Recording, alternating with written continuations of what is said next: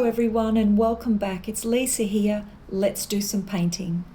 Today we're going to do a loose and a less loose version of these little flowers. So for the more controlled version, a few things I would have on hand. One would be 1 or 2 little cotton tips if you need to pull back some colour. I would always have a spare piece of paper because once I've mixed up my colours, just to be sure, and I'll show you the photo which is out of a very old magazine, and I just loved the colour and the feel of it, especially the flowers. Once you've done all that, it's a matter of pulling up your colour, and I would always have a test piece of paper to even practice pulling out some colour to see if your tones are going to be correct. And look at that, that's a good match. So you can see that that magenta is going to be a good match. And if you have an idea like, oh, I might darken that a little bit, you know, and you can throw in some colour and see if that's going to be a match. So there's lots of things, lots of good reasons, I should say, to have a little test patch. And remember, the first time you put the paint on the page, it's a bit nerve-wracking, especially as a beginner, someone who hasn't done it over and over and over again. So you're looking at reducing that nervousness, and also you're not going to be just colouring in the page without thinking of why you want a certain effect. You know, and you know how to get it because you've had this little tiny practice. Okay, let's start. Also, you might want always to have a second clean glass of water, because on a painting like this with delicate colour, if you muck up and you put too much in, you don't want to tint. You can actually tint it by using water that has been coloured a little bit. So what you want to do is to ease your mind and ease yourself into it. You're going to be nervous. You can see that there are certain little areas of what I would call enclosed colour. So here is the best place for me to start because there's a deeper pink there, and I can see it's like a jigsaw piece puzzle. It's all enclosed. It's not bleeding out softly into another colour. So that would be my first starting point. You look for those little areas where you have an enclosed section that you can wet. So I've wet that quite a bit, and I'm just going to dip into my magenta and let that run into that area. Remember from previous videos I've explained the colour will not run out of that designated wet area. And that gives you that little bit of, oh, it's started. And so now I want to wet the rest of the flower. Careful to stay away from that border. But here I'm going off to keep a light patch, so I'm just going to wet that edge. Oh, now I'm getting shadows on my page. Okay, I believe my phone played up again and I've lost this one. So what I'll do is work on this one and show you step by step here. Wet the area that is an enclosed space first. I don't mind that I've got a little bit of pink water in my brush. That's completely okay. Then I want to dip into my magenta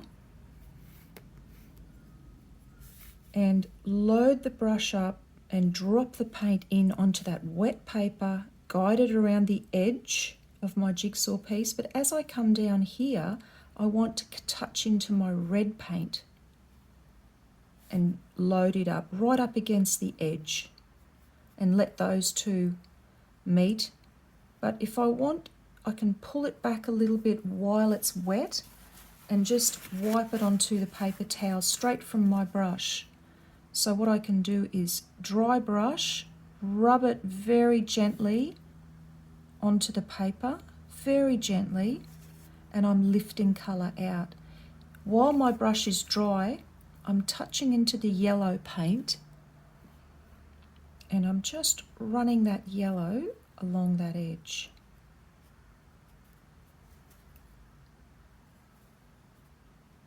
A little bit more down the bottom. Now on this side I've got a little bit of light coming in, so I'm going to start with the yellow at the base touch in with a tiny, tiny bit of red. Sometimes, and I know this seems a little trivial thing to say, but sometimes even touching into the dried little splatters of paint is helpful, rather than the big puddle of paint in the bottom of your palette. And then as I go up, I'm not wetting all of this one because a lot of this one has light in it. I'm just going to wet along the edge here and along the edge of where I've just placed that colour. What I was doing in the demo that also didn't film properly was I was talking about leaving white space. So it is a good idea. This is the part of beginner watercolour that is hard to do. Two things: waiting for a section to dry before adding another section, and secondly, leaving areas that aren't coloured. So here I want to actually leave a lot of this. I'm just going to re-wet the side here a tiny little bit and put a little hint of magenta against that dark edge. And a touch more red. And you see how if I put something down it's a bit too much, I can gently rub my brush and pull it back off, always wiping the bristles dry in between. So I get that nice clean edge there. This method is slower, more cautious, I guess you would say, more organised.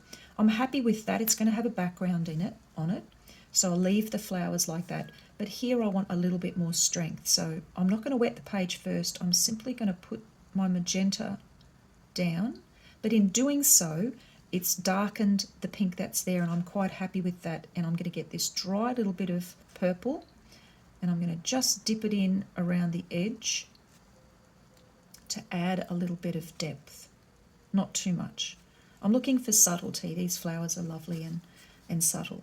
I've somehow got a hair there, doesn't matter. But that gives me enough now that I'm happy with that little bit of movement. So now, get on to the stems.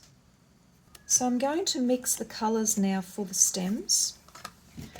I'm using my Derwent palette. And in here I have added my normal, I'll get the name of this green, and my light red, those two. So they're opposites on the colour wheel. They're going to tone each other down in vibrance, and they have. So then I get my test piece of paper and I'll show you the colour. Quite an olive sort of khaki. If I want to darken it, I'll go straight into my darker green and lay that in there. If I want to tinge it with anything, it would be with burnt sienna. So I'll put some up here. And that's literally going to just move around in that flower. And if you look at the reference image, which I'll put up, you can see that they are all present in that. With the lighter green, I can just go straight to either lemony lime and add that along, which will give me a little pop of light, and it will play well against the yellow that's in the flowers. Same for the stems, but for the stems I'm going to add a little bit of ultramarine blue. So I've got this colour here. I'm going to pop a tiny bit of it into my other palette as a starter, and then I'm going to add my ultramarine blue. And what that does is it softens the green down a little bit. I'm taking away the reddish contrasting orange look and putting it more subdued. So because we're doing a more controlled method, again, I look for those areas that I can begin with that are enclosed, and for me it's good, it's all the petals. So one at a time. If you really love this method, then the key thing I can suggest for you in the future is to plan and do more detailed drawing. These things will help you greatly when it comes to your painting. I'm touching a little bit of yellow into this top part. Same here. That's just the warm yellow I used actually in the flower. Now while they're drying, I don't want to touch the neighbours, so I'll go over here to this one.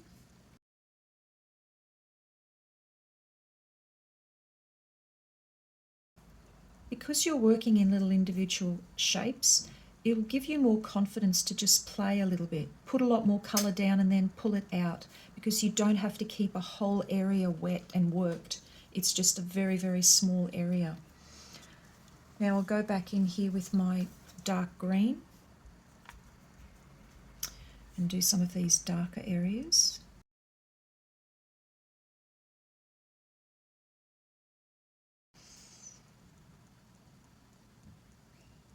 Make sure if you're putting something very dark next to something light that the first section is truly dry. So patience comes into controlled painting. If you're a patient person, this may be your thing. If for some reason you just don't have the time or want to wait around for paint to dry, you can use a blow dryer. I'll put a bit of dark in this one. See how I'm just dabbing and letting the paint settle? That's the beauty of using wet on wet. And over here it's dry, so it's up to me to push that paint around. It's not going to run anywhere that I don't put it. But when I wet the page first and I put dab some colour on, then it's just going to be much softer. Now I'm going into my slightly bluer green, and apart from a little side strip on the left where I'm leaving some light, I'm going to try and do this in a larger smooth stroke, purely because the actual action of one long smooth stroke is giving me the characteristics of the stem. I'm happy with that. So sometimes the mark you make can be characteristic of what you're actually bringing to life in texture. So it is important to understand things like that. Now I don't want to use a bright yellow for my highlight. I'm going to go to yellow ochre, and I'm going to wet the brush and just dab the colour in, because I don't want it to run like crazy. Too strong. Okay, so I'm wetting it, wiping it off, and I'm just going to use what's there as a little hint of colour. I might darken this area a little bit because it is behind this one. And now I'll leave this to dry. Now while that's drying, I'm going to mix up the background colour, which I'm using my ultramarine blue. I'll pop it up here. French ultramarine blue, lots of it. And I'm just going to add in my regular green. A little bit of water. You can squirt water in. I'll keep adding more blue. So what I'm creating by adding the ultramarine, which has a little bit of magenta in it, it's actually dulling down this green, not making it so green. It's making it more of a bluey green, but also making it a duller green. And what I'll do is I'll test this out. Now, it's a little bit bluish, I don't mind. You see that? It's a little bit too blue. Which means I'll just add a tiny bit of lighter green into it. And remember, a little bit goes a long way. So now that's quite a different green. And it's quite similar. You could change it up. No matter what colour you end up with, you'll be fine. Just enjoy the process. So with that colour now, I want to make a slightly bluer version of it, a smaller amount. So I'm going to grab a little bit of it to start off. Then I'm just going to dip into my ultramarine a little bit more, so that is a slightly softer, bluer version of my original green. Back to this one. Now this will be dry. So what I want to do is I want to lay down my newly mixed bluer background colour, and being aware of leaving this elliptical shape, leaving it lighter, and some light on the side.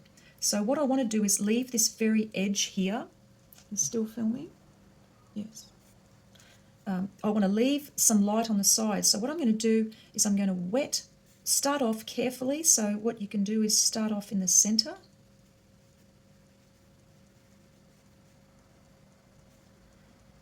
And as I get down, I want more intense colour, so I'm going to pop more colour into this as I get down to this ellipse.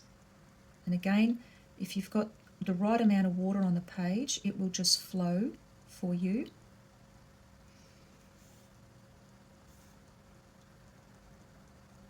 Now, I'm not wetting this section. I'm going to leave it. This is why you want a pointy edge on your brush.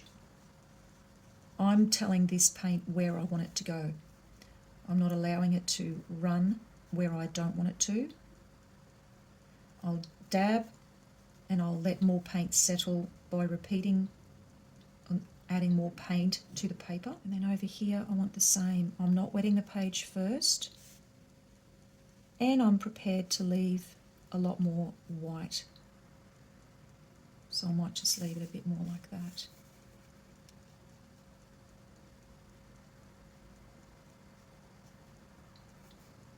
And that will do me.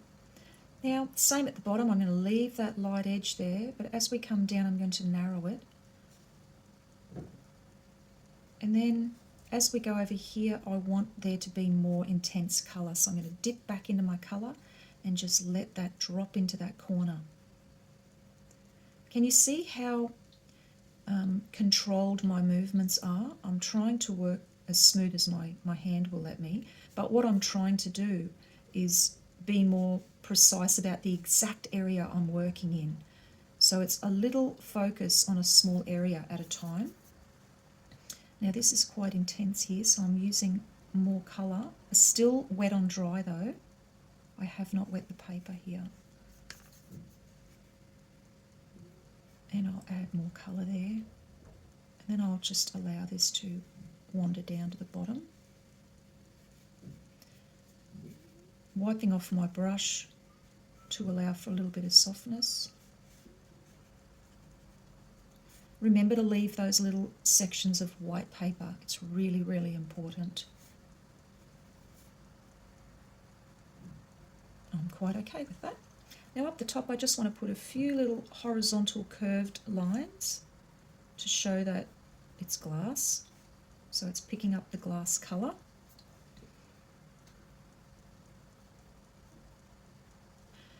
And so I'll let that sit and dry. Just in this little section here while that's drying, I'm just going to let my wet brush with a tiny bit of colour into it run over that to stop it from being pure white. I just want to tone it down a little bit. I could have left a little bit of white here or here, just along the front edge to make that sharper. In a more controlled painting, you do have to think about things like this and potter around a little bit to put the focus on where you want it to be on. Look for little things that aren't quite as you wished and go on, I need to work on that a bit. Now what I will show you is white pencil, just a white pastel pencil, and just a little mark across the front there. What that's doing is that's certainly giving me the feeling that water is cut off, the top water has cut off the shape and mutated the shape of that stem. And you could use a white pen or obviously white gouache. Or if I was more in control, I would have left that little bit white and not painted it at all. Now, because of my time with this one, I will show you my practice one that I did that's already dried, and I've already painted the background on, because the background is just wetting the page and then adding the colour. So here we are. And you can see with this, I've loosened it a little bit because I can't be tight, but I've started with a really wet page, I've left little gaps, I've just washed it on, and then I'll show you the shadow and how I did the shadow on this next demo. Okay. I'm just a bit time poor this week and I've had so many things go wrong. Okay, on to the loose one now. So the first thing to think about for a looser version of a painting is when you're drawing, not to draw everything in. not to draw every little detail of every area. You give yourself a guide of position, proportion, and size, and that's it. And that's a really good, tricky thing for your brain, actually, to not give it as much information as it needs, because obviously we know our brains need so much information. But if you're working looser, you don't. You want to be feeling it. You don't want to be thinking it. So I'm adding more colour. I can't run out. So working looser, usually for me, that means working wetter. So I want to wet my page. I also want to change my brush out from this. I might use this smaller brush, but I also want to change to a larger brush. That will give me more coverage. I want to wet the page around outside of my flower heads, but also on my flower heads. And what I want to start with is putting the colour down inside, well inside the flower, okay, both of them. I know where my edges are going to be, but I'm really happy with allowing the colour to float outside its shape, okay. I'm going to come in straight away with a little bit of the red, because I know I can pull it back. I'll clean my brush off and I'll come in as well with the yellow.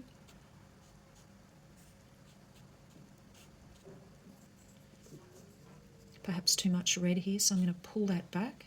So just because you're working loosely, it's not to say that you have to be crazy. You know, if you have too much colour, then yes, pull it back, pull it out.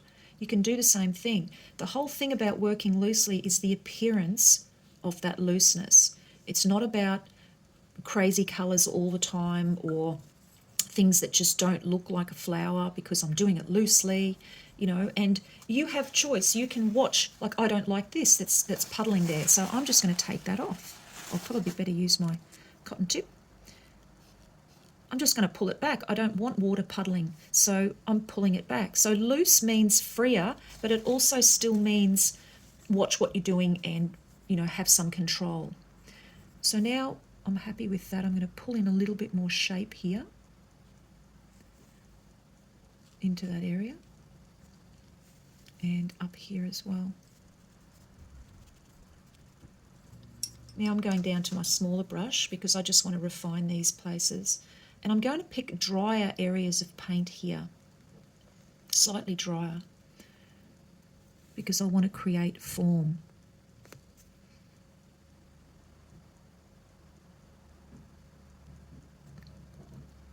So loose is not just, yeah, have a few beers, throw some paint on.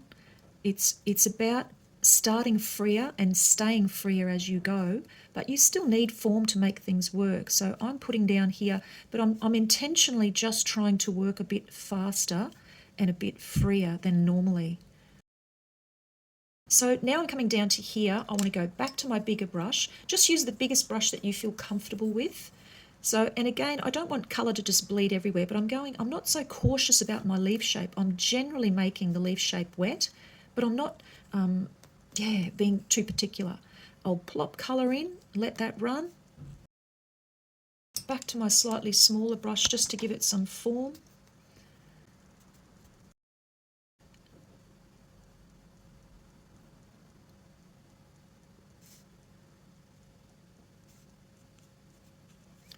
And I'm more suggestive with my movements.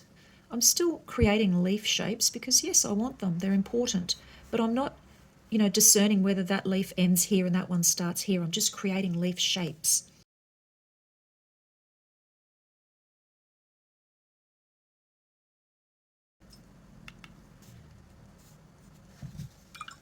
Now I'm ready for my watercolor as such.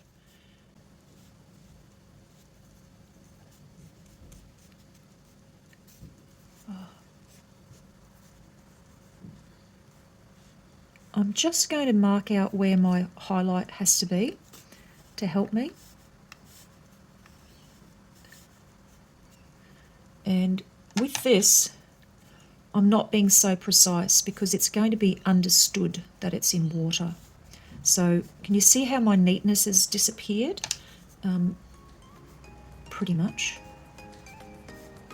And I'm using my brush in a flatter, more conceptual way than just the tip being really, really neat. So to me, I'm keeping it light, but because I'm working a little bit faster, I'm making shapes that are more suggestive, not absolutely neat. So what I'll do now is I'll paint in the background on this one, because you didn't see me paint in the neat one. And I'm going to use my bigger brush, which is a filbert or a soft-edged chisel, curved chisel, and add a bit more water to here. I'm going to add a fair bit of water into it because I want to keep it really suggestive. Little marks and blobs. I don't really want that hair in there though. And as I get down, yes, I will put a bit more weight into that. But being loose allows me to go, you know what, I don't care if that's a bit stuck there or if there's a dot or if that runs into that. You just want to fill your painting with light and colour. Now I'm just going to leave it like that. I'm going to go to Payne's Grey, and what I'm going to do is just put a little bit of a mark like that with my Payne's Grey. Okay. And then while it's wet, bleed it out. And what that does straight away is it casts a shadow, but it's casting a shadow of glass, so it's a softer shadow. If you start picking at this, it will tighten up, so be prepared to let things sit. And I would go, right, okay, as it's drying, I have a little bit of a chance, that's a bit weak, I have a little bit of a chance to drop a bit more colour in here and just do just that, like one or two little strokes, not little poke, poke, poke, oh, I'll do this, I'll do that, I'll do this. You've got to stay loose, you've got to stay faster and more suggestive with your strokes. If I come back in here now and fiddle and fiddle and fiddle with these flowers, they'll start looking tight and not in sync with the rest. Okay, I hope this demonstration helps.